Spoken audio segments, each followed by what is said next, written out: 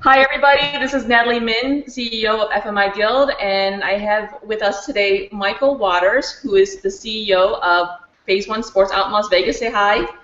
What's up, everybody?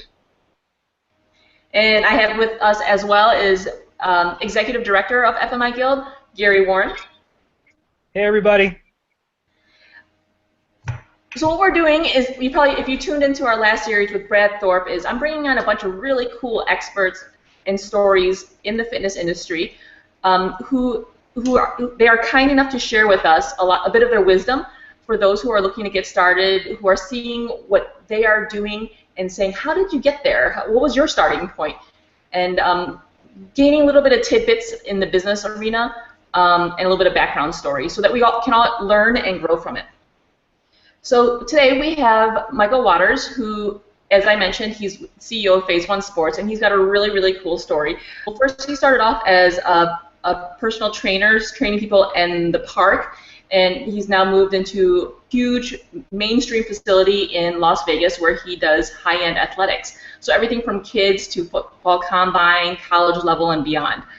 And from what I hear, you've got some more news about what might be changing with your business coming forward as well, so I'm looking forward to learning a little bit more about that. Well, what's also really cool about Mike is that, as entrepreneurs who are seeking knowledge on how to grow our businesses, we crossed paths at FMI Summit many, many moons ago, and he came as an attendee in 2013, and then because he's had just such an incredible, engaging story, and we're like, wow, you know what, we can really learn from you. This is definitely a two-way street here. We brought him back as a two-time presenter at our future FMI Summits, so in 2014 and 2015, and he killed it. The crowd, you're like a crowd favorite. Seriously, everybody loves you, Mike. And we're really, really happy to have you as part of our family and being able to share such knowledge. So with that, I want to just jump in. I want to give the floor a little bit to Mike. Can you tell us a little bit about you, maybe a little bit about your starting story and where you're at today? Yeah, well, basically, first of all, thank you for having me on. This is awesome, and I definitely consider FMI family. So anything that you or Gary is involved with, I'm all ears. So just to have this opportunity to be on the floor with the guys is awesome. So I just want to say thank you. And a little bit of background about myself. Grew up in Southern California, fell in love with football at an early age, so was really engulfed in sports and things like that. So I had the opportunity to move to Las Vegas to play football at UNLV. Once I got done playing at UNLV, I started working with athletes, in the parks and the schools and fields and jumping gates or wherever I could find a patch of grass and get a couple athletes to listen. That's where we trained. And that was actually in 2003. And so fast forward to now, 13 years later, we have a 10,000 square foot facility here in Vegas where we do a lot of athlete performance training, youth development, as well as adult personal training, boot camps. I mean, a little bit of everything. We have an actual fitness competition team. So, from just kind of happy-go-lucky, fresh out of college to actually being able to open and run a facility, which we've been here for a little over 5 years now. So it's just been an awesome road and kind of started from just passion and purpose, and here we are. That's pretty cool. And so, for you have a very established brand within the Las Vegas area. You're training even professional fitness competitors. I see even your girlfriend's an IFBB pro, so congratulations on that. So you've got a lot of athletes who are achieving very high level, which I think is often like the dream. Like for those who are in the physical training space, it's like, wow, I want to work with like high-end athletes, and you did that. So maybe looking back at that, like what was some of the key factors to actually attract that particular audience? Should someone like any other personal trainer who's working on the market that wants to work with that segment? Yeah, I think the biggest thing is it has to come from a level of passion and focus and the ability to, number one, connect with athletes and being willing to really invest the time and the focus to athlete development. I think now a lot of people have kind of seen it as more of a trend and just kind of made a decision, you know what, I want to train pro athletes. And it's really not that simple. It really takes a lot of focus and a lot of research and dedication and a commitment to the athlete's career. One perspective that we like to keep here at Phase One Sports is, these athletes, training or their sport, that's their career. So we're literally hands-on helping athletes develop their entire career. I mean, their body is how they get paid in most cases. So it's our responsibility. And so we really take it, very, very serious. And I see, a lot of young trainers kind of come in, they just kind of have that vision. But, I would just suggest that you kind of back up and really figure out how to best develop and research and learn how to work with that level of athlete if that's what your ultimate goal is. And I think we've done a pretty good job of kind of developing different programs and connecting with athletes and kind of building that relationship and following it up with some great training principle and here we are. So it sounds like it was kind of a village thing where you have to be in that network of people who are working with them because you're saying you have to build their brand, you have to be part of that. So who are those kind of key players that are important to work with those type of athletes that say a personal trainer with? Yeah. And just for example, just my immediate team, I'd say my immediate team would be of course myself, my director of performance training program, which is Reggie Hobson. He's been training for over 30 years now, so he's been training since I was 8 years old, so that's always cool. And then you kind of go outside of the box, and we have close relationships with a very good sports therapy doctor here in town. I have a very close relationship with a active release therapist here in town. We have a very close relationship with the owner of cryotherapy for recovery. So, I think one way to look at it is a lot of people think that you got to have this mega facility with all these amenities and different stuff to serve as high-level athletes, and it's not true. What you have to have is the relationships that make it complete. So our athletes know that we're gonna push them in the weight room, but then we're gonna set up their recovery. We have a nutritionist who's gonna set up the nutrition. I mean, it's basically creating a team that can really complete the whole package. And now you can have that conversation with a high-level athlete, and you're gonna be competitive with, a company that may have, a 50,000 square foot facility with in-house doctors and this and that. If you put together the right team, you can be just as effective and on a more personal level. And I think that's kind of what's kept us evolving and kept us growing throughout the process. That is brilliant because, when I think about professional sports, I think about, they have their home base stadium and there's all these people who are already in it. But you can pretty much replicate that today by outsourcing or building out a consulting team that can address them. And I can see where the attraction would be. It's like, do you want to go with, depending on where you're at in your skills and how much personal attention you want, you can go from everywhere from boutique to big house, right? Is that kind of how it goes? Yep, and that's exactly it. And in order, and don't get me wrong, there's, places like what was formerly known as Athlete Performance.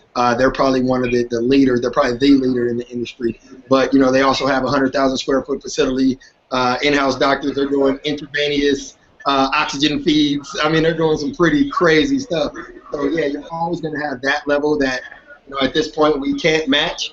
But when we have an athlete that's maybe not the #1 draft pick, maybe he's a second round, third round, they need that same level of attention that they may not get guys like that. So they look to people like us in Phase 1 sports where they can be our #1 athlete and they get the attention they need and they maximize their performance. Okay, gotcha. That's really interesting. So then, we're already talking, you have these athletes in your roster and you've got the program set up. How was it like to get your very first professional athlete or someone of that caliber? Like, what occurred in that stage for that person to find you and then stick with you, and then for you to retain them? Yeah, for sure. And here's the benefit to what I consider still probably the best way to go, especially if you don't have all the resources.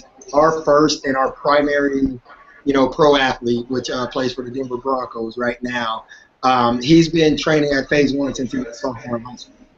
So what's cool about that is, as we were growing as a company and developing athletes, he was growing as an athlete and progressed from high school into college into the pros, but now he's a part of Phase 1 family. So we actually grew simultaneously as he went through school. We developed as a performance training center, and that's, at this level, that's probably the biggest testament to our progression. And now when you have that kind of testimony, and you have 2 or 3 athletes of that caliber, now you can show the development of those athletes, and now you can go after athletes that may just be in town or may just want to come to Vegas for training, things like that, and be able to open and expand your brand. But, I tell trainers that are just getting started, it's not all about fishing for, the best athletes out there. How about, why don't you develop an athlete? Take an athlete that you think has potential and be hands-on for a couple years, develop them, and let it turn into a high-level athlete. Now you can say you've been there from day one, and that speaks volume, a lot more volume than a new athlete coming in that's already a pro, and we say, hey, we trained them for a couple months. So there's just different perspective, and I just always like the grassroots approach. Hold on one second. My daughter's trying to pound on my door, so I'm just putting us on mute for a second. Oh, no. Did my mic get killed? Mike, can you hear me? Yeah, I can hear you. Oh, okay. I didn't know it. Something must be wrong with my camera because it's not flashing towards me. I need some attention. No, okay. Natalie, turn it to Gary. Let me see. I don't have any controls, Gary. I'm sorry. Yeah, no, she's got the. Maybe I'm in a different. It doesn't matter. I'm here. Yeah, you didn't hear that, did you? No. Oh man, my daughter's like with her bicycle. Oh no. Okay. Nice. So sorry that maybe was my rhythm for a second, but that was a really, really awesome answer. Okay, so back into that point. That's a brilliant point that you got these kids and then were able to develop it. That's actually like the best testimonial that you could probably give in terms, because stories are everything, right? So the story that you were able to develop this child to a teen, to a grown-up, and for him to still come back really makes him defines the brand in and of itself, right? And then he brings all his buddies in. I'm sure that's how it works. And then so then the business kind of very, very naturally flows. So then let's take it back then. At that point you were working with the kid. Does that mean that you had like a lot of after-school programs that were built for athletes? Is that how it went? Yeah, basically what it started out as, we developed this program back in '06, I think it was, called Phase 1 Elite. And what I did was we went around the entire city and we started to basically recruit, in a sense, and identify the best athletes in the Valley. So they were like freshmen, sophomores in high school, and we created this list of the top 25. And then by that list, we invited them all to the gym, to our training center. We did a full presentation to say, we're going to offer training, we're going to offer nutrition, we're going to offer mentoring, we're going to offer everything that your athlete needs in order to be the best athlete possible, and we want them to be a part of our Phase 1 Elite program. And of that 25, about 10, 12 of them signed up the first year. By the second year, we had 25, which was the max, and literally that's what developed this like family or team of what we considered the elite. And over the course of the years, we carried about a 70-75% success rate of those athletes getting scholarships and going to college. And so that became like a big thing for the community, a big thing for the city. And then, of course, just like any other numbers, that percentage goes to college, and then the smaller percent gets the opportunity to play at the highest level, which is the professional level. And we've been there since they were 14, 15 years old and didn't even have a clue that they would even have that opportunity, 8 years later. And it becomes, they become a part of the brand and cross-marketing promotion. And at the end of the day, all we did was provide the quality services and the attention to detail and the passion to say, we're going to push you, we're going to be on top of you, we're going to make sure academically you're sound, athletically you're sound, and we're going to help you with recruiting, and ultimately it works. That's genius. So like, it's a big message in that is that you did not just go very general. You went very niche. You knew exactly what you wanted. You created the program, and then you went for the students. So a couple questions on that. Did you know that there was a market for this already for kids of this age in your area, and you kind of came in with an idea like a couple people had already been asking me if I do this, so then I created the program, or was this an idea that you created upon yourself based on just previous history as an athlete and knowing what the needs were? Yeah, and I think this is where the spiritual side kicks in, to where honestly I feel like it's really what my purpose was, and I say that mainly because everything that we've developed through Phase 1 through that program was basically from my personal experience in a negative standpoint. my senior year in high school, I wanted to play college football, and my head coach told me that I was too small, undersized, and I couldn't play at the Division I level. So I started my own recruiting campaign, started sending information off to colleges myself. Then I actually had the opportunity to get a scholarship and realized that I didn't qualify academically. My GPA wasn't high enough, didn't take the right classes, so I had to go to a junior college. Junior college, I figured it out, got my AA degree, transferred to a Division I. So throughout that experience, it was like I got done, and my only question I had was, how many athletes go through that same thing every year but never make it to the other side, where luckily I got the opportunity to go to college and play Division I? How many now are in the streets, are now out, doing a lot of stuff that they shouldn't do? And that was the basis of the program. So when people say, how did you come up with this? I'm like, it's everything I wish I had. and that becomes phase. Yeah, so that's really the base of it, which is it's crazy because even today, to me, that's the difference, and that's still the base of Phase 1 sports. So yeah, everyone who doubts whether or not this is even possible, we took a small guy who was just told that he couldn't do it, and you got yourself into D1 through your hard work after even going to a junior college. That's insane. That's really insane to know that. I've never heard of a story like that before, actually. You always hear about the kids who were recruited real hard out of high school, and then they go up into D1. Yeah, and that's the the quote unquote normal way to do it. And I mean, and the crazy part is a lot of times, and I still see it today, a lot of the best athletes on the field aren't the ones that we hear about, because a lot of times the best athletes, single parent homes, families got issues and drugs, financial problems, things like that. And a lot of times those are the same ones that drop out because of academics, or they didn't qualify, or they're not eligible to play high school. So now they're kicked off the team junior year. And we find that a lot of times those are literally the best athletes on the field. And so, my thing was, how do we kind of intervene and help prevent that and give them the mentoring, the guidance, and someone to, number one, believe in them, to say, dude, I got you. Like, I know your story. I've been there. I lived it. I am it. So let's go. And that's, how our whole program really got off the ground. Okay, wow. This is a really awesome story. I'm really loving this. So let me take it back just even a little bit further now. You had the idea about the program. You knew that this is almost like a purpose, so you could see how many kids have gone through the same thing you have. What was the first step to approach the schools? Do they just welcome someone like you with open arms to be like, hey, recruit all of our students for your programs? Or how does that work? Just that initial interactions, you go through high school, middle school to middle school. Yeah, and actually, and as crazy as it sounds, actually it was probably the most challenging part. Because, in the industry that I'm in, where you have all these camps and combines and events, there are a lot of people that are really genuinely in this for money. They could care less about the kids. They can care less about the kids' future. I mean, look at simple numbers. I come to town, I do a football camp, I charge, $100. I get 100 kids out there. That's a lot of money in a Saturday in 4 hours. So there was a lot of resistance those first couple years of people just kind of not knowing me personally and thinking, okay, here's another guy that's coming in just to make some money and ride off into the sunset. And I think they really didn't understand my passion at that time and how I had already spent the first year of Phase 1 doing 90% of it for free, not training anything, and had a job. And they just didn't get it initially. And then the other side of the coin, Las Vegas at that time, didn't have all the high-level athletes. We weren't putting out scholarship athletes every year. The city was still growing. I think we had about 16 or so high schools at that time. Now we have about 35.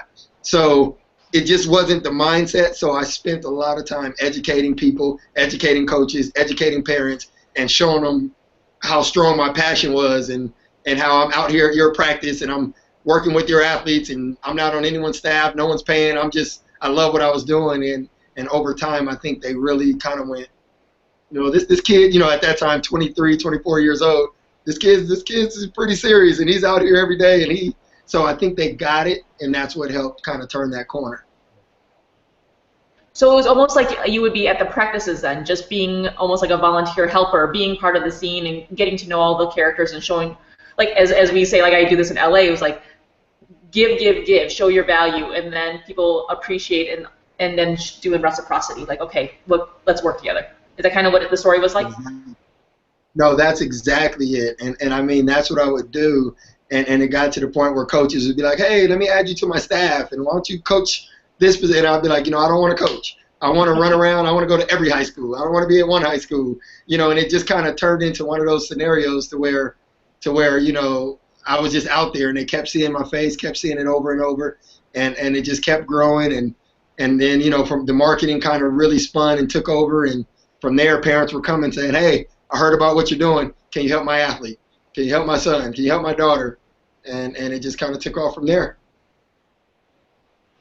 So, okay, this is actually a really good point. This is very similar to the story of what I used that same pathline to break into the LA market. I was a nobody, and I came in saying I'm going to be a photographer, and I'm going to be running around. My dream clients were those who were at the upper echelons of the fitness industry. And a lot of it was just inserting myself into situations, proving worth, proving that I can do grunt work, and that I was willing to help, and I really was genuine. So and it worked. It is a perfect formula, no matter what the situation is. You just have to find out where do your customers hang out at and be a part of that community. Yep, exactly. That's exactly it. And that's all I did. I was at every game, every event, every many practices that I could make, and I'm just there. Half the time I didn't even have anything to say. I'm just there. Yeah. That's so interesting. Now, Gary, I just wanted to pick your brain for a second, since you have like the personal training background. Do you have any questions at this point into where we are at with Michael's story? A little bit. I was wondering, when you first got started, was it solely you, or was it? Did you have a team of people when you first got started? Yeah, when I first got started, what I did was I did two things that I think were pretty important at the time. I had just finished playing football at UNLV. One of my close friends, who was my running back, or my fullback, I played tailback at the time, he was a local Las Vegas kid, so he had been here his whole life. So what I did, I sat down with him, I showed him the concept and what I wanted to do. He loved it. So at that time, he became, kind of like a partner in the sense of marketing and branding and helping me get out. And he was the one that walked me into a lot of those high schools, and because he knew every coach in the Valley, he knew every school, he knew the players, because he was the local hero. So basically I kind of used his social capital to get into the door, and then in return, I actually at the time, he continued to play arena football, and so in return I actually helped him get, training and helped him get ready for his arena career. So I was helping him, and he was helping market and keep me in the community and introduce me to, everyone I needed to know, and it just became a perfect working relationship. And it's crazy because here we are 13 years later. The same person was here at Phase 1 last night with his daughter. His daughter's name is Haley, and his daughter is now the #2 fastest 12-year-old in the nation. She just finished second at Junior Olympics. And now his daughter is one of our prize athletes here at Phase 1. 13 years later. Like, crazy, crazy, crazy. So, I mean, I love it, man. So when I see him and her, it's amazing, man, just to see that he helped me start it, when we played college ball together. And now I'm working with his daughter and getting her to the next level, and she's a little phenom, man. So it's awesome. It's a crazy experience. So yeah, huge takeaway is when you are not an unknown in a market, find someone who has social capital, someone who does know everybody, and even if you don't have a budget, work on a trade. You have your skill set. This person is in the market of what you want to do. Help each other, barter, do whatever you have to do. Make it mutually beneficial, and work your way right into the networks. Exactly. That's exactly it. Literally. I love it. I love it. So then, okay, cool. So then, what's looking now? You have a grown business. Everything's very established, and you've got this huge clientele. Like, give me a quick breakdown. What percentage is like general family stuff, then performance athlete stuff between the years, and then like up to semi-pro stuff? Yeah, well, basically, the first couple years, I'd say, let's just speak maybe the last 5 years, because that's when we moved into this facility. So when we first moved in, we were probably about 85% athlete, mainly high school level, college level, and then we had a small percentage of pros, and then a small percentage of regular general pop, adult clients. Now, 5 years later, we really kind of diversified to where we have probably a pretty even balance of phase one future, which is from 5 years old up to 14.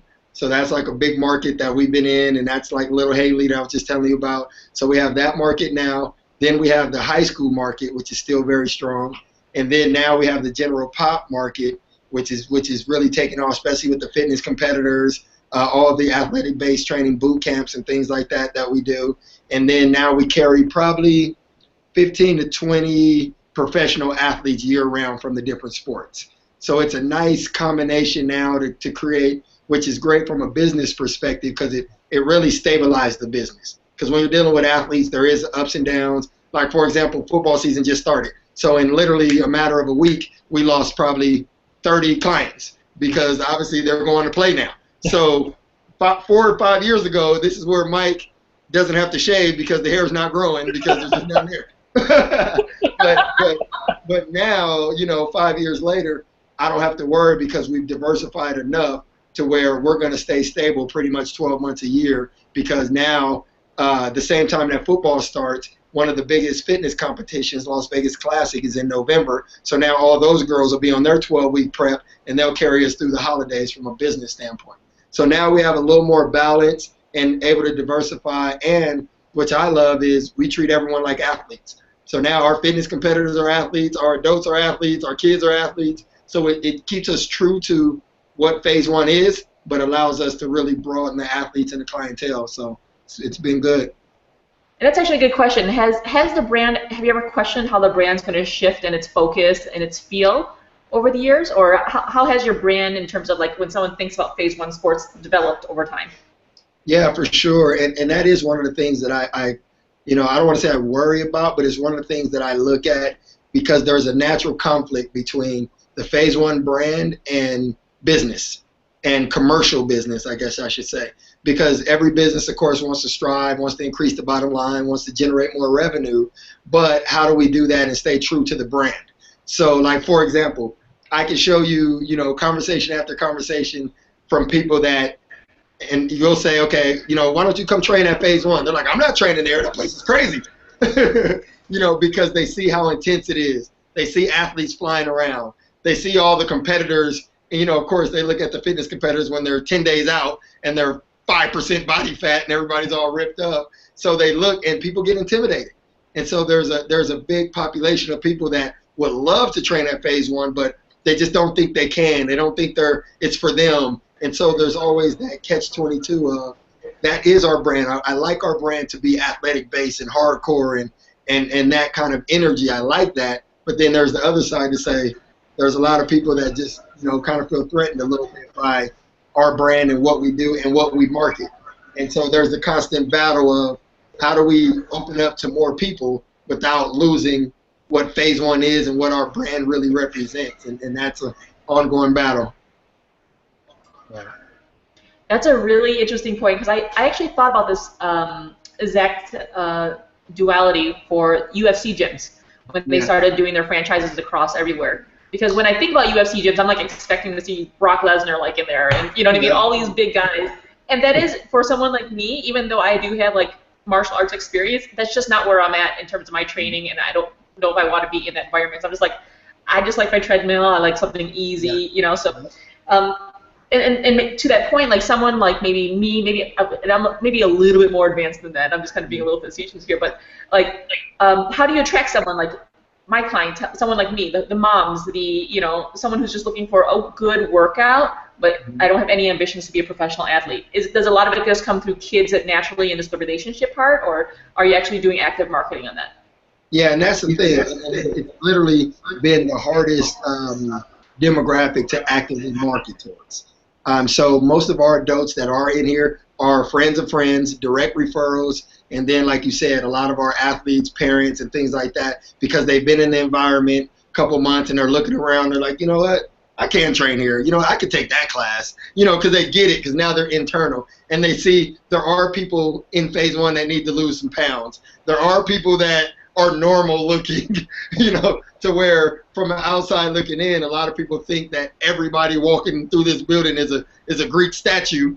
And if you're not a Greek statue, guess what? You don't fit. So that's most of it. And the business side of it is, even though we do have right at 10,000 square feet, it's still, not a lot of space for us to create a lot of basic or lower level classes. And that's where I think the conflict is from a business standpoint, is that all of our classes are a little bit more intense. Even our adult class is adult athletic cross training. So they're doing some of the athletic movements and sleds and things like that. And I think people, once they come in and they see it, they're like, oh, okay, this is cool, I can do it. But from the outside looking in, your natural thought when you see someone pushing a sled is, it's crazy, I'm not doing that. But so there is a catch-22, but then there is the other side of it is it's not our direct focus, so that's why I don't really worry about it too much, or I don't spend a lot of energy trying to, change our model to suit the demographic that's not our, primary focus. And remind me about your facility again. Do you have like general gym membership, and then like there's like class level, or how like for example like where there's gonna be like the treadmill section and some machine work and maybe like an aerobics area, or is it all class based? Yeah, actually ours is all class based, and actually right now the way we sit, we do not have an open gym membership. So there is no membership where you just come in and use the machines or use the equipment, anything like that. The main reason is, number one, I still kind of like that concept of everyone being kind of under the watch or under the guidance of one of our trainers and making sure we're getting results and things are effective. And then the exact opposite side of that coin is space. We got 10,000 square feet, but at the same time, 50% of our training area is turf. And that turf is classes, speed, agility, quickness. We're doing plyos, explosive training, and then the weight training area is not the biggest area, and then we also have a full-size boxing ring. So when you really look at the way our gym is laid out today, there's just not a lot of room to inject 40, 50 people that just kind of say, hey, I want to bounce around, use a couple machines without interfering with the kind of flow of our higher level athletes and our personal training clients and things like that. So we just kind of narrowed down to where it's all classes. We have open classes, small group training, private one-on-one, and that's pretty much the basis of our structure. Well, that kind of keeps you pretty targeted then. I think just without having that part of the business, it really keeps everyone true to the brand of the activity involved and the camaraderie as well. Yeah. Question, so have you explored at all doing anything online, or is that an area that you guys are looking into? Because I know like when I think about fitness trainers, there's a lot of like online training or like diet, nutrition stuff, and that could also be like another form of revenue. Yeah, exactly. And that's what I've really been focusing on this year, and what I've been doing, and actually kind of going back to the FMI events and things like that. The previous year, 2015, I spent that entire year just really focused on online branding and really giving away programs from the conference. Let me think. The conference, the end of 2014 to the conference, the end of 15. We've grown the YouTube channel up to, I think we're right at 14 or 15,000 subscribers from zero then to, I think we just hit 1.6 million total views on the YouTube page. And literally speaking, all that has came from things that I've learned at the workshop seminar at our conference every year and implementing that. So what I wanted to do was spend that whole year of just positioning myself as an online expert and as an online trainer and that kind of thing. And then in January, we just started building our platform for online training. Right now, I have a small group of clients, and I'm using it more like a test market just to see the scheduling and the time demand on it and things like that. And because that's where I feel like really the next area of growth for us is online training, online programs, and actually developing things that people can, buy for the next 10 years versus recreating them over and over. So doing like actual, program design and things like that. So yeah, that's exactly where we're headed.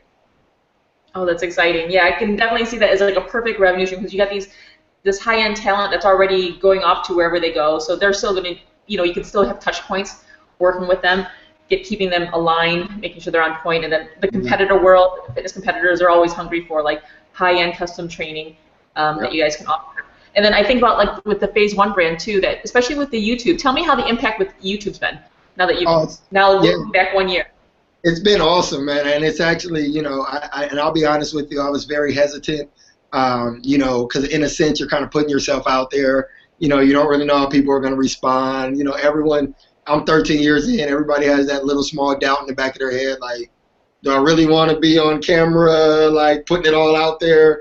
And, you know, so I made a decision after the workshop in 14, and then I got a chance to speak directly to Mike Rashid. Me and him have spoken a couple of times, met at the conference, and me and him have texted a few times.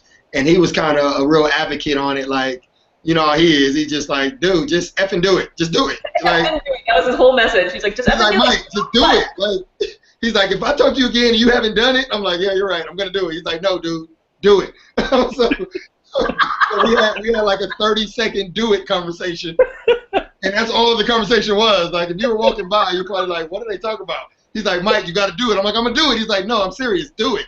I'm like, I'm going to do it. He's like, dude, you got to do it. I'm like, okay. All right, okay. So at the end of the day, I did it.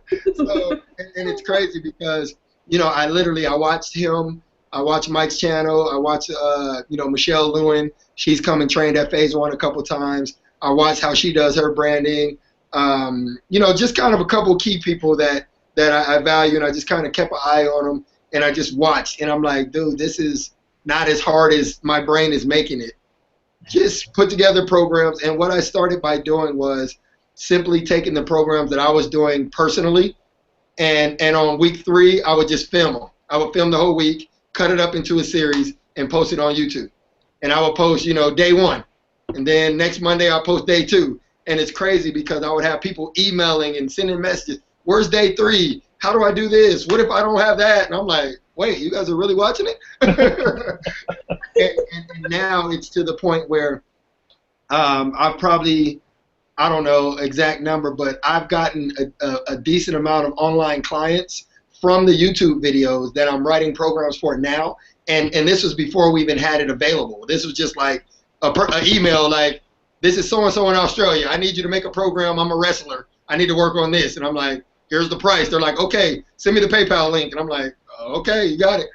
You know, so it works. And now, you know, now my thing is I like to kind of really, I'm a really patient person when it comes to business. So I'm really trying to put all the structure in place and make sure I can manage it time, because it is time consuming, regardless of what people tell you. You know, yeah, being in the gym training for 10 hours is a lot more time consuming, but still sitting down and developing programs and check-ins and phone conferences, it's still time consuming. So I just want to make sure that I have my structure in place before I really start blasting it out to the world that we have online training available. And it's crazy because even in the meantime, we're generating extra revenue just by what's already been out there and people actually reaching out directly saying, hey, I need a program and I need you to do it. I'm like, all right, cool.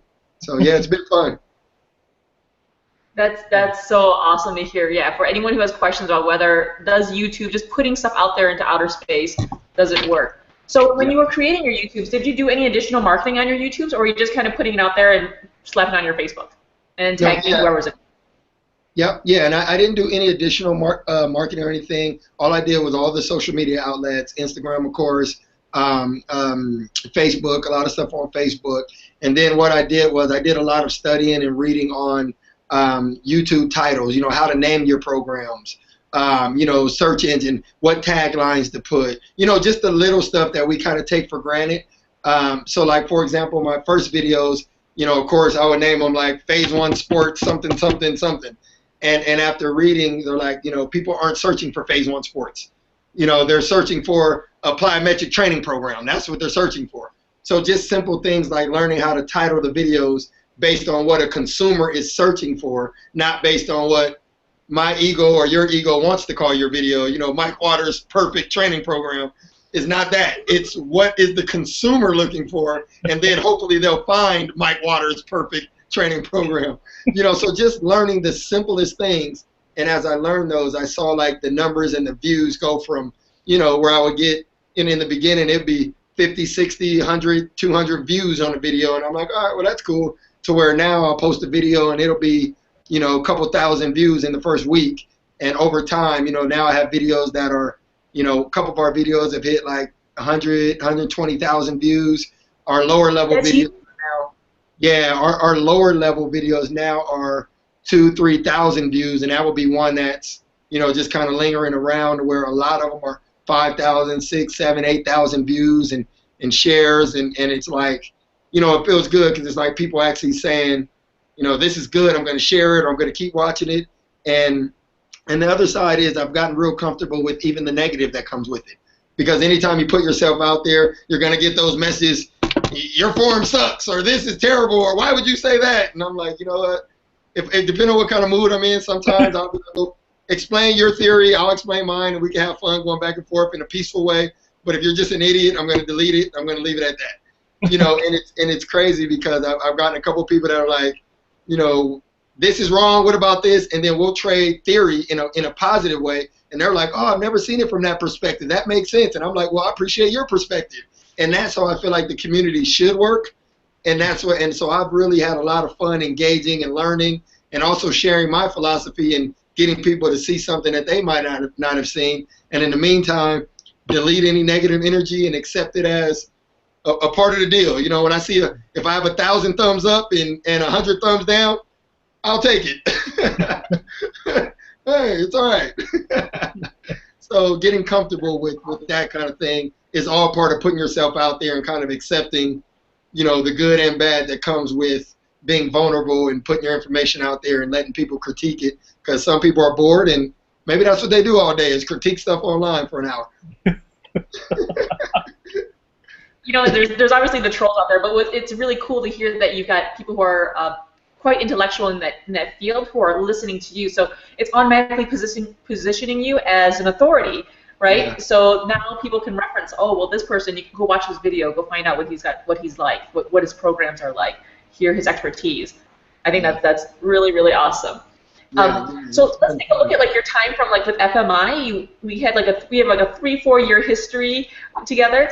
Tell me about where your business was at when you first started with FMI as an attendee, and then what were some, like, let's say, the major wins that you were able to take away from FMI to take your business to the next level, knowing that we've already just covered the YouTube videos? Yeah, for sure. The first year that I went, which I had no information, didn't know where I was going, I was actually invited by Stephanie Brewster. And what Stephanie did, which is very interesting, she's been my client for 1,000 years. So what she did was, when it was time for her to make the payment for training, she bought my ticket, right? So when it was like, your payment's due, she was like, here's your ticket or whatever. And I'm like, what? What is this for? So, you know, because she knows me at that time, I was like buried, had just opened this gym, I think a year and a half before. So, of course, I'm engulfed with trying to figure out how to now run 10,000 square feet and all that. So I'm engulfed, and the last thing I want to do is leave for a weekend to go sit in a classroom setting and learn anything, because, you know, as business owners, we can't do that. We have to be here. It's a rule, right? So I remember getting there and going through that first seminar, that first year, and thanking her like 1,000 times, because I'm like, dude, I needed this so much. And I think that the key things the first year was really just the experience of seeing people that have done it. You know, people that are living it, people that are generating a good amount of revenue from it, and just the positivity of knowing that you can see things from the outside, but when you really listen to someone talk, you can really see that they went through the same things you went through. They had to learn the same lessons you learned. Like, it's all one family, no matter whether it's fitness, whether it's a gym, whether it's an online trainer, whatever it is, we still have the similar stories of how to get to where we're going. And so that was probably that first year, was learning that and just kind of seeing that, okay, there's some things I could do, there's some experience I could learn from. That was the first one. The second year when I came back, and I think that was the year I was a presenter, I believe. So, you know, I once I, you know, realized I was going to be a presenter, that was cool. But what I did, which is just the way I look at it, I'm like, I'm a presenter, but I'm also going to be a student that weekend. I didn't want to just, you know, show up for my hour or 2 hours, and I'm like, no, I'm sitting in that seat and I'm going to learn, because I felt like I got my eyes open that first year. And the second year, I went back on a mission to not only learn, but to be in a position to implement everything that I learned. And I think for me, it took that second year to really grasp it all and look at the social media marketing, looking at learning, you know, different things about the ebooks, the YouTube, you know, just different marketing strategies that we can do that are cost effective, you know, the legal side of it. that was the year for me that I really not only learned, but I actually took it and I made it a point to apply it. So that's when I took, 3 or 4 key points and said, here's my 3. Here's what I'm going to apply for this next year coming up. And I did. And that's where I think I saw the most success and the most benefit from attending was, the first year was eye-opening learning. The second year I had a conscious effort of, I can't just sit here and listen this year. I need to learn and go home and implement what I learned. And by the following year, which I did, I came back, and that's when I spoke the second year. And by then, I had substantial increase in business. Revenue was good. The business was stabilized. The brand of Phase 1 was stronger than it's ever been. And a lot of that was directly related to implementing what I learned from the conference. So yeah, I speak volume in that. So everybody out there, you got to go to at least 3. And you know what? It's one's not going to. Yeah, so 1 is going to confuse you. 1 is going to confuse you. 2, you're going to learn, and 3, you're going to say, I got it. That's what I want you to do. 3. I'm not even gonna lie. Like, you're right. It's like I see like our alumni. Like I see like a number of them actually. Like it'll be like their 3rd or 4th year. We're like, hey, you coming back? They're like, but then I think about it. I'm like, they're actually in implementation phase right now. They're like knocking out programs. There's like no question in their mind now like what they need to do. And you're right. It's kind of like first listen, and then second is be like, oh, reminder, I got to get on this, right? So it's like. It's just like having like a coach or a deadline. When that time comes, that meeting comes, and you're gonna be like, okay, what have you done? What have you accomplished? Just kind of like that's what the second meeting is, right? Exactly. And the third one's just like rocket fuel. Yep. Now you're just rolling. Now you're just going. So yeah, that would be my recommendation. Always welcoming you back because you are totally family. Yep. So like let's talk about like the personal trainers who are probably listening to this right now, and I'm just thinking about some like the things that they might be encountering, and they're hearing your awesome journey into this. Like how one of the things I think about, what are some of the biggest complaints that you hear from personal trainers? Well, let me start by saying this, because this is something that I feel very, very, very strong about. I think the number one thing as a personal trainer, the first thing you should do is determine like what your ultimate goal is, because there's nothing wrong with just saying, I want to be the best personal trainer out there, and I don't mind, paying gym rent or training out in the park or field or whatever that concept is. And if that's what your ultimate goal is, then that's the focus. So that would be one focus. Or your goal might be, one day I want to own a 10,000 square foot facility like this, or maybe bigger. I don't know. But I think where a lot of personal trainers kind of get stagnant at is they don't know exactly what the goal is. Like, what do you want to be? Do you want to be an online trainer? Do you want to have a gym? Do you not want to have a gym? Do you want to work with clients? Like, what do you want? And I see a lot of trainers, because in the position I'm in, I do have, trainers that I mentor, trainers that I help, trainers that just, want to go eat lunch just because they want to talk. And that's the first thing is I always tell them, what's the goal? And once you kind of have that goal, now you can start to implement strategy on how to accomplish that goal. This facility that I'm sitting in right now, this is not for everybody. I'll tell you that right now. There's a lot of stress and a lot of stuff that comes with this. So this has to be a part of what you want, or else you will walk out and probably never come back. So if this is what you want, awesome. If it's online, then we need to dedicate all of our energy and time to that. So just before I even kind of go any further, I just say start with, what do you want? What is the mission as a personal trainer? And once you have that, then it's a lot easier to really laser focus on how to get to where you want to get to. So I would say that's the starting point, no matter what. And Gary, I want to switch over to you too, since I know that you're kind of in this area and you've got a bit of background in this. Do you have any questions so far as where we're at for Mike? If you had some person on the brink, a trainer on the brink, and they're like, what, they just don't get it. I'm out of this industry. What would you say to that individual? The first thing I would say is, and I would rewind and ask them why they got in the industry in the first place. And not in a negative question, but just, why are you here? Because I feel like, there's only two reasons that you're here. One, because you're passionate about helping people and you really have a genuine interest in helping and changing something or fixing something, or, you know what I mean? Like, that's your thing. Like, whether it's weight loss, whether it's fitness, whether it's athletes, what is it? And if it's passion, then now I got to question, you know, why you want to leave the industry completely versus redirect or figure out what's going to work best for you. If it's just something you thought, because I feel like a lot of trainers think that this is an easy job, it looks cool, you know what I mean? You get to stay in shape, you work out. You know, I get the young trainers like, man, you train some beautiful women. I'm like, yeah, but I know I'm better than you think, and there's a lot that goes on. You know, a lot of hate, crazy from what perspective, yeah, like, I get it. From where you're standing, you're like, she's cute. Now, and from where I'm standing, I'm like, how much time I got left in this hour? So I get it.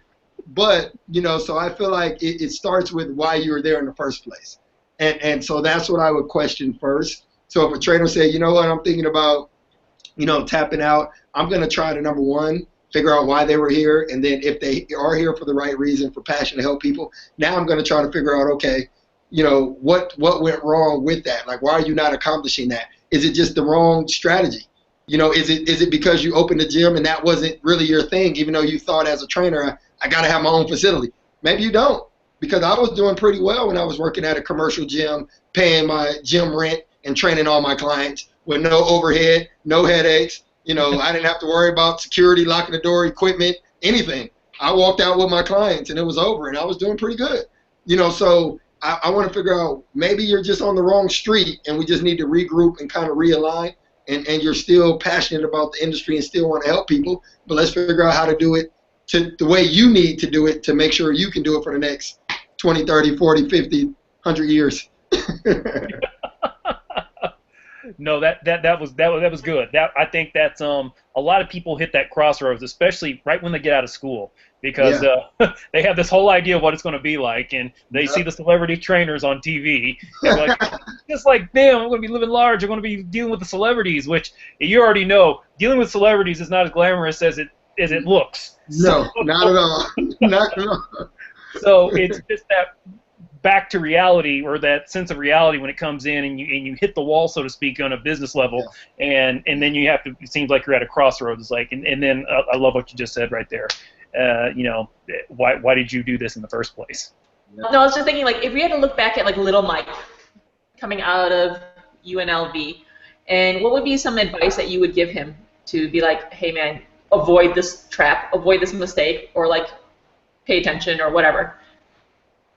Yeah, I think what it would be, you know, looking back, I think the times were a little bit different, but what I would say now, you know, looking back, is take more advantage of, like, the online resources, you know, the online training models and things like that, because I feel like that becomes what has unlimited potential growth, and that's where I think it is, to where now that I'm into a facility and training, everything is based on overhead and equipment and things like that, and which is why I'm kind of repositioning myself now to kind of build in that online presence, where if I was, you know, just getting started in today's era, like this timeline, then I would spend the same amount of energy I spent on what I did doing it online and learning ebooks and learning online marketing, online branding, to be able to service 1,000 clients from a laptop with a small team, versus trying to grow into a larger facility and dealing with that part of it. And I always, like, so now my vision now, and the reason why I'm implementing online, is because I want to get the online business to the point where it's supporting phase one as a whole, to where the gym life and the warehouse life becomes more of just the fun part of where we hang out and where we train, and not have such a business tie to it from a financial perspective. So if I was kind of starting now, I would say, you know what, spend just as much time developing that versus the brick and mortar and kind of the building concept of being a personal trainer, which I think a lot of young people now are starting to think about it that way, because they're more into the technology and the social media and that thing. But I would just kind of dive in a little bit more on that end, and still be hands-on with clients, because I love my relationship with clients. But, you know, I wish I had a little more balance between online and in person to be able to really expand and take a little pressure off of the business part of the building. Right. I got you. Yeah, that makes sense. Yeah, you want to diversify a little bit of your income. Like if you could especially have like residual income, recurring income, or something like that. Something that's coming in that's not so dependent on the capital of like the physical location. So like with that note, actually, because there are a number of different streams that someone like you, like a gym owner or personal trainer, can examine. Like, have you looking at other revenue streams coming into the gym? How has that been? Like, has any of them really taken off, worked for you? I think about things like physical selling of merchandise, be it like nutritional supplements or apparel or I don't know what. Just kind of let me know what your journey has been into that. Yeah, and that's exactly it. I mean, you hit it on the head because that's exactly what I've been spending most of my energy on this year for the last 7-8 months is the clothing line, the apparel. Actually putting together Phase One sportswear and getting that. We just redid the website, so we changed the online store. We're getting everything up. We're doing the photo shoot soon for different products. So we have stuff kind of coming out. Once I get it kind of established, then we'll start really marketing and branding that online and with the YouTube videos and things like that. So yeah, that's exactly it now is taking everything and moving it online and having the online store where you could buy a training program, everything from a personalized training program to a shaker cup, and then continuing to stay on YouTube and stay on social and keep building that large audience and now drive them back to the website to generate that additional revenue. And then ultimately what I want to add into that is seminars and workshops. Like I'm really passionate about traveling and speaking to groups of people, and so that's the next chapter that I want to add once we get the online presence in place to where, I can fly here and speak to this group of athletes or this group of fitness people, similar to what we do at the FMI conference, and just kind of expand on that and do it more consistently. And that way we're building that brand, throughout the country and everywhere else for that matter. And that's what I see Phase One becoming in the next 2 years is, a destination for people all over the world that have been touched by it online. And now they're saying, hey, we'll be in Vegas next month. We're coming by the gym. And now they get to walk in to what they've seen and been a part of from a distance, for however long. And that's kind of the next chapter for me and what we're building right now. That makes me think, and I don't mean to put more work on your plate, but I'm like, perfect setup for the franchise of Phase One Sports. No, it definitely is. It definitely is. And it's on the back burner. Don't worry. It's on simmer, but it's on the back burner. Leave it back there. Right. What's called Phase 3? Like it's not Phase 1. It's Phase 2, Phase 3. Exactly. Phase 3 Sports coming soon. Phase 3 Sports joining the new franchise near you. Yeah. Right. Yeah, I can imagine that. Like, someone with your business model, and especially when you have a YouTube presence, and I've seen this for some of my other clients who have gyms, and they were active on the YouTube channel, they've attracted a lot of investors who are looking to take that same brand and replicate it in their location because they're like, well, gosh, the brand already has value because it's visible, it's searchable, it's obviously people are liking it, it's got a distinct style to it. Yep. I think you're definitely onto something. No, that's it. Yep, that's the game plan. If I may, is that what's going on in Hawaii? Is that kind of a beta test? Yes, actually it is. Of course, Gary throws that out there. That is supposed to be like Area 51, Gary. That's Area 51. You can't talk about it. No, I'm just kidding. I'm just kidding. But yeah, man, what Phase One Hawaii is, it's exactly that. And I got lucky because I have a close friend, a personal friend that moved to Hawaii. So he totally understands the Phase One brand and what we've been doing for years here. And so me and him have been working now for coming up on a year of basically starting Phase One Hawaii, which right now we're already doing Phase One future classes, speed agility, quickness training. We actually just launched the Phase One Hawaii online training program out there.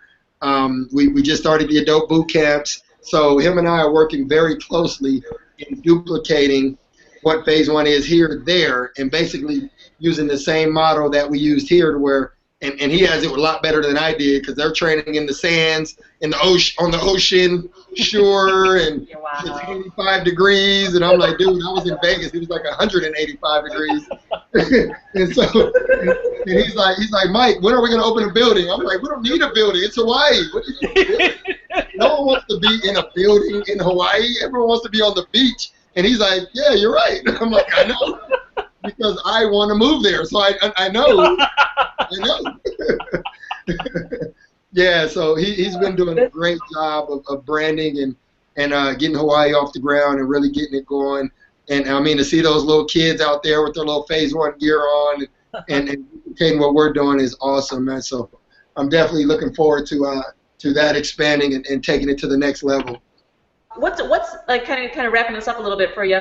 What's in the intermediate and long-term future for Phase 1 Sports? I know you're looking to expand on like the different revenue streams here. What else Yeah. is coming out down the pipes? Yep. No, definitely that is the mission, and without giving too much information, I'm in the process now of just running numbers and letting the numbers kind of dictate our next move. But the next couple of weeks, I should have a stamp on if we'll be relocating into a larger facility and really expanding and what I'm calling perfecting the model. Being here for 5 years now has really gave me all the experience on what I like, what I don't like, what I wish we would have did different, what I would want to change, what we could add, what we could subtract for that matter, and really what I'm calling kind of perfecting the Phase 1 model. And that is if it is time, which like I said, in business I'm learning, it's not about what Mike wants. It's not about my ego and wanting a bigger facility. It's about the numbers dictating that it's time to go into a bigger facility. And so what I'm doing right now is letting the numbers dictate. And if the numbers do say that it's time, then we'll probably be moving into a bigger facility 2017 and perfecting the model. And that model is the one that will go full circle into what we just discussed, which is franchise or private owned opportunities and things like that. But I just feel like there's still a lot of work and structural stuff that I want to do before I consider it a perfect model, and that's what I'm going towards. And until that's done, we're just going to keep grinding. But once I feel like we're there, that's when it's time to talk about franchising or possible multiple locations and things like that. So, yeah, so that's where we're at, and, I'll kind of leave that there.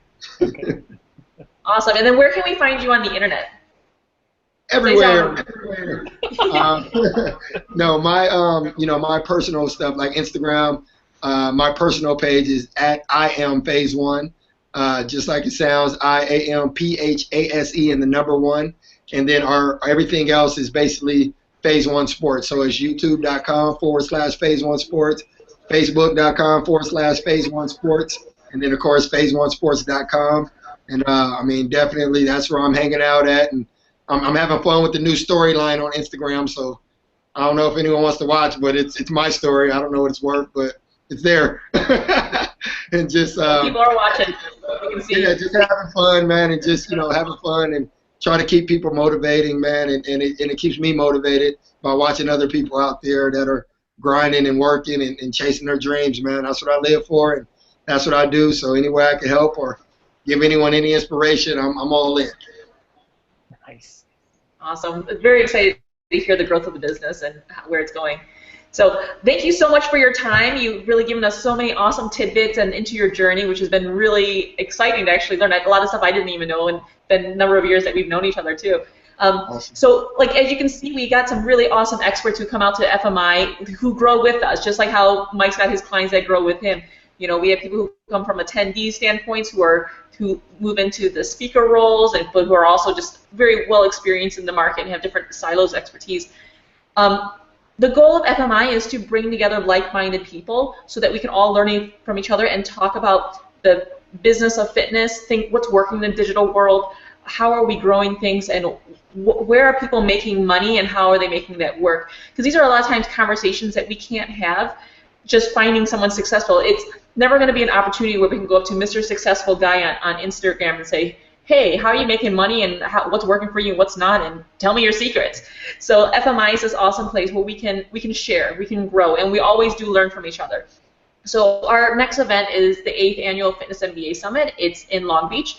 We are starting off with a pre-con setup on the 19th with photography, where you can get pictures for your brand, you can get pictures for your marketing, and then also, so we're going to have a muscle activation techniques workshop, and Brad Thorpe, who is an isometrics expert and an inventor, will be coming out and holding his seminar on this, a very, very unique situation where we can reach him since he's typically based in Toronto. And then it leads into 3 days of a mastermind-like environment where we learn from many, many speakers about what's working now in the fitness digital world. So come on out. We are running a number of sales. Check on our description below. We're going to have some details for you so that you can join us. And then also for those who are listening from a distance, and it reminded me because we had the Phase 1 Hawaii last year who was on our live stream. So he was actually able to sit down, watch with us all of our lectures, and he was also awesome because he was on the chat giving me feedback of whatever's working, what's not working. So it's a really cool interactive environment where you can actually be from anywhere in the world and be a part of our crew. So with that, thank you so much, Michael, for joining us. Thank you, Gary, for being a part of this lecture, and then we'll check with you next time. Awesome. Adios. Thank you. Bye.